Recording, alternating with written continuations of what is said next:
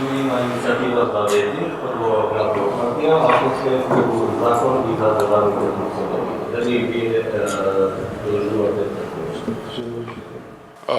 Слушнав и од медиумите и во разговор со колегите пратеници од коалицијската ДУИ дека имаат предлог за ветинг. Нормално е, како сериозна и одговорна политичка партија, прво во рамките на партијата да се консултираме, да разговараме, да го отвориме прашањето и на лидерските средби кои што треба да се случат во идниот период помеѓу лидерите на ДУИ и на СДСМ и очекуваме да се донесе конкретен заклучок и конкретна одлука. Дали мислите дека е потребен ветинг и на преговор со СДСМ?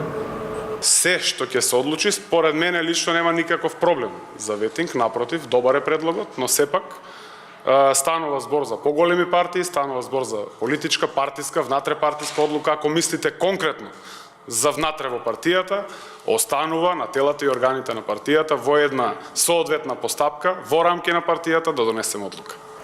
Премиерот Заев најави метла и направо СДСМ до каде има процедура, имавте ли разговори на партиските тела, како тече тоа? Во изјавите за медиумите, председателот и премиер Зоран Заев беше многу јасен дека паралелно со реконструкцијата, односно со промените на некои директорски, министерски, заменик министерски и други позиции во рамки на владата и другите институции, ќе се случат промени во партијата. Оставаме председателот Зоран Заев во идниот период да соопшти на јавност. Уште едно прашање, извини, што очекувате од утрешната седница на мандатот на Груевски и Орешковиќ?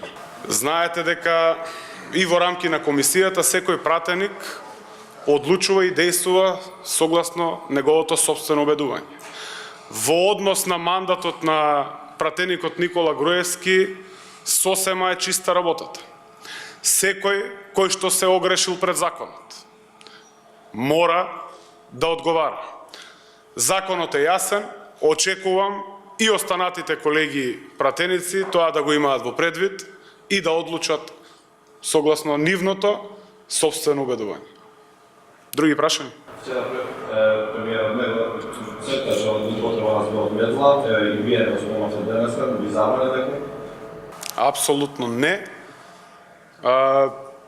Не знам сега конкретно што е прашањето, немаме никаква забрана од никој за ништо, најмалку за употребување на терминот метла.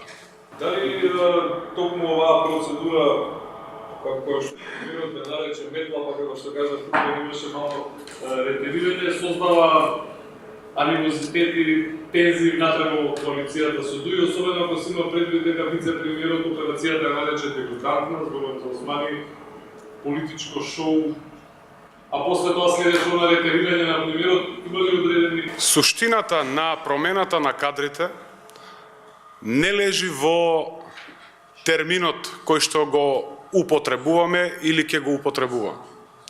Најважно од се, и тоа е добро, да се сподели со јавноста, да се сподели со граѓаните, тоа е дека Социјалдемократскиот сојуз на Македонија, како одговорна политичка партија и во случај на изборна победа, каде што имавме убедлива победа на нашиот кандидат Стево Пендаровски, јасно ги прочита пораките од граѓаните, ги лоцираме слабостите и соодветно реагираме, што тоа не беше случај во минатото.